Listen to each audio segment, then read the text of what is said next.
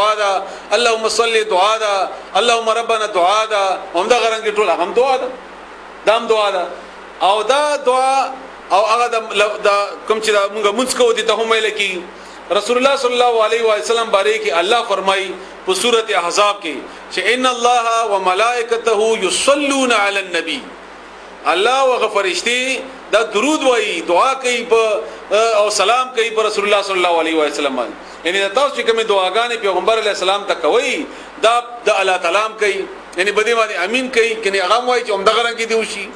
درود دی په هغه باندې، سلام دی په هغه باندې. اللهم صل وسلم علی نبینا محمد. نو ويقيمون الصلاه، قائم کوي منز، ومما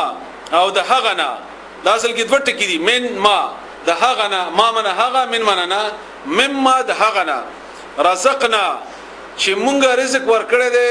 هم دوی ته، رزق ورکړی دی مونږه هم دوی ته. رزق نه مراد یوازې پیسې نه دي، رزق د الله طرف نه ټول صلاحیتونو توای، هغه زور د لاسونو زور دی، هغه کور دی، هغه مال دی، هغه روټۍ ده، هر څه چې الله درکړي دي، الله چې هر څه ورکړي دي نو دای خرج کوي هغه نه چې ما ورکړي دي، هغه ينفقون خرج کوي. انفاق د دې لفظي معنی نفق، نفق لګي سوري ته، یعنی په خپل بوکسو کې داسې نه بند کړي چې سورې پکې نه ادینه دومره حصہ د الله رضا لپاره هم دی ورکړي، د دې جیبونه سوري وي د الله لپاره. انفاق معنا تاسو تکړه لګنه، یعنی هغه د الله په لار کې ورکون کی وي، څومره چې ما ورکړي دغه نه څه حصہ، دغه نه څه حصہ ټول نه الله نه دی ویلي. ټول باندې کې الله تعالی په سورته فرقان او په سورې بنی اسرائیل کې الله تعالی فرمایي چې دین اسراف کوي او نه بخل کوي، د دې په منځ کې دی او ژوند تیری.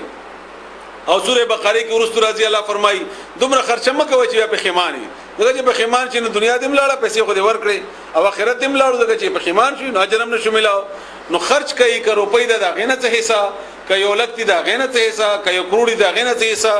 ينفقون د الله په لار کې خرج کوي. نو معنا دا څه شو؟ الذين دعا کسان دي يؤمنون چې د ایمان راوړي بالغیب په غیب باندې، ويقيمون الصلاه او قائم کوي منځونه، ومما رزقناهم او هغه رزقنا چې ما ورکړې دي دوی ته، ينفقون د خرج کوي د الله په لار کې، الله په لار کې خرچ کوي.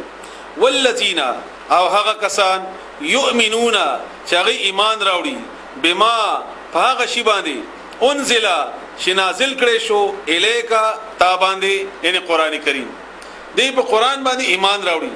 ایمان نه مراد یوازې قران منل نه دی، قران خو يهوديان هم مني چې دا قران دی، عیسایان هم مني چې دا قران دی، او مشرکین هم مني چې دا قران دی. نه دی باندې ځان په یول بیا باندې باندې عمل کول، د دې یو آیت باندې عمل کول دا په ایمان کې شریک دي. دې اصل مراد او مقصد دا دی د ایمان راوړي. په سورتي انسان یا په سورتي مومن کې الله فرمایي انا نحن نزلنا الیک القرآن تنزیلا. نو بما انزل معنا درته کومه چې مونږ نازل کړي دا قرآن تنزیل اورورو لګ لګ بنازل اولو سره، لګ لګ بنازل اولو سره. بیا الله فرمایي بما په سبب هغه شی انزل چې نازل کړي شو الیکا ستا طرف ته پتا باندې، وما او په هغه انزل چې نازل کړي شول من قبلک تا نمخکی، وبالاخره من قبلک ستانه وړاندې تورات، انجیل، زبور او نور صحیفې د ابراهیم علی السلام وغیرہ، دا ټول باندې موږ ایمان دي چې دا د الله طرف نه نازل شي. خو موږ باغی باندې د عمل کولو یا د وینا کولو پابند نه یو. ولې نه یو؟ ځکه چې هغه د قران پر اتلو سره منسوخ کړي شوی دي، هغه منسوخ دي او ناسخ قران دی. نو دا حکم راغله دی موږ دا منو دا د الله طرف نه نازل دي. لکه يهوديان د سره دا منی نه چې الله طرف نه نازل شوی دی، انجیل هم نه مانی چې الله طرف نه نازل شوی دی، خو موږ منو چې ټول نازل شوی دی الله طرف نه. ورسته به کې دی بیا تحریف کړي دی او قران د تحریف نه بچته، ځکه چې د دې ما الله غستدا چې دا و بچي نه تعریف نه. وبالاخره او په آخرت باندې دوه ورځې دی اصل کې، یو د دنیا دا نږدې ته ویل کیږي، لفظي معنی نږدې فوري حصول، او یو د آخرت یعنی دویم، اخرى معنی دویم. نو ټول ژوندۍ دوه ورځې ده، یو د دې دنیا یو د آخرت. آخرت ځکه آخرت وای اخر معنی دویم، عربی کې اخرى معنی دویم. نو دغه ورځ دنیا چې دا نږدې ده فوري حاصلېږي، آخرت چې هغه د نه بعد لګ لري ده. هغه د نه بعد لګلره ده نو آخرت نه مراد هغه دویم ورځ د مر نه بعد چې کله راځي هم دوی یوقنون یقین ساتي باغې باندې چې دا برازي نو معنی ټول هغه لپاره تیارې کول باغې باندې جنت داغه کې دوزخ وغیرہ وغیرہ دا ټول باندې د دې پسین کې دا ټول خبرې ناشتي وي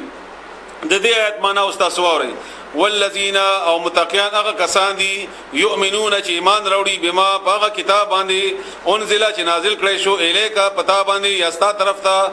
وما او هغه کتابونو انزل چې نازل کړي شوی دي من قبل کاستان وړاندې وبالآخرت او آخرت باندې هم دوی یوقنون یقین ساتي دا پنځه صفاتونه دي د دې پنځه صفاتونو انعام څه دی اولئک امدغه کسان علی هدن په هدایت باندې دي په سې خلار باندې دي من ربهم د دې د رب طرفنا ان خپل رب طرفنا ربنا پروردگار تاسو ورته هم د دې من ربهم د دې د رب طرفنا واولئک امدغه کسان هم المفلحون هم دې کامیاب دي دا د الله تعالی طرفنا دغه چونه چې کوم الله تعالی ذکر کړل او د دې باره کې الله تعالی فرمایي چې دا کامیاب دي مفلحون فلاح دا اصل کې زمیندار ته ویل کی او زمیندار ته ځکه ویل کی د دې لفظي معنی دا شلون کې چاودون کې د دانینا اونې راایستون کې دا اصل کې چا چې دانا وغورځولا او بیا غنا غبوټه رازرغون شو نو دا زمیندار کامیاب شو نو چا چې دا ذکر ونده وکړه لکه د مخکینی صفاتونه تیر شول نو د مثال د اغ زمیندار دی چې هغه د خپل زمینداری فصل ورکړو اې د خپل انداب د خپل فصل دا د قیامت کې بیا عمومي خپل فصل نو ځکه ورته کامیاب وي عامه معنا کامیاب دي نو اولئک هم دغه کسان علی هدن دی په هدایت باندې دي و اولئک هم دغه کسان هم المفلحون هم دی کامیاب دي د دې باره کې سورۃ مومنون د 1 نوالا تر 10 نمبر آیات پورې الله تعالی تفصیل سره ذکر کړی دی قد افلح المؤمنون هغه باره کې به تاسو هغه وګورئ نه آسان سره به پوه شئ د کامیابی باره کې ذکر په سورۃ آل عمران آیت نمبر 185 کې الله دا ذکر کړی دی آیت نمبر 115 185 سورۃ آل عمران چې من زحزح عن النار وادخل الجنه فقد فاز څوک چې بچ کړل شو د اور نه او داخل کړل شو جنت ته بس دې کامیاب شو اصل مراد امداد ان الذين بشغغ کسان دړم باندې ډلوا د متقینو وصلات دویم ډلې ذکر کړي ان الذين بشغغ کسان کفروا چې کافران شول سواء برابر ده مساوي ده ټیک ده درست ده علیهم بدوی باندې انذرتهم کته یری دوی انذار ورکول په مینی سره څوک پویول لکه څنګه موږ ماشوم پویو مینی سره هغه پوی کو چې ګوره بچیا دغه شی مکوا دا به ته نقصان ورسي نو انذار رسول الله صلی الله علیه وسلم مشهور صفت نذیر ويرون کې او سورۃ ملک الله فرمایي چې کله دا جهنميان جهنم ته ورواچي نو الله به ونه پختنه وکي فرشتي ذری سره چې تاسو ته نذیر نو راغلی چې يرونی نه وي دی ورته بلا قد جاءنا نذیر موږ ته يرون کې راغلی و يرون کې خو موږ دغه په خبره یقین نه وکړل ام یا لم نا ام لم یا کنا تنذرهم تیارې دوی لا یؤمنون دی ایمان نه راوړي معنا بیا اورې کوم چې تاسو په نه چې لکه ما ته خلیل الله سره اشاره کوي نو زبا غایت بیا تاسو ته وایم ان الذين بشغغ کسان کفروا چې کافران شول سواء برابر ده علیهم پدوی باندې انذرتهم کتیر ورکی دوی ته ام لم تنذرهم یا کتیر نه ورکی دوی ته تیارې دوی او کتنه یارې دوی لا یؤمنون دی ایمان نه راوړي ول ایمان نه راوړي ختم الله ختما مهر لګولې ده یو شی چې بند شي سیل بند شي مهر په ولګي هغه نه ورسته به نور په کې داخليږي کې نه تشه نو الله مهر لګولې ده و ذهن کې سوال راځي چې الله مهر لګولې ده به د دې څه غلطي شولا دا الله مهر لګولې ده نو الله فرمایي په سورته غافر کې آیت نمبر 35 کې آیت نمبر 35 هغه کې الله فرمایي 15 کذالک یتبع الله على كل قلب متکبر جبار هر غزل چې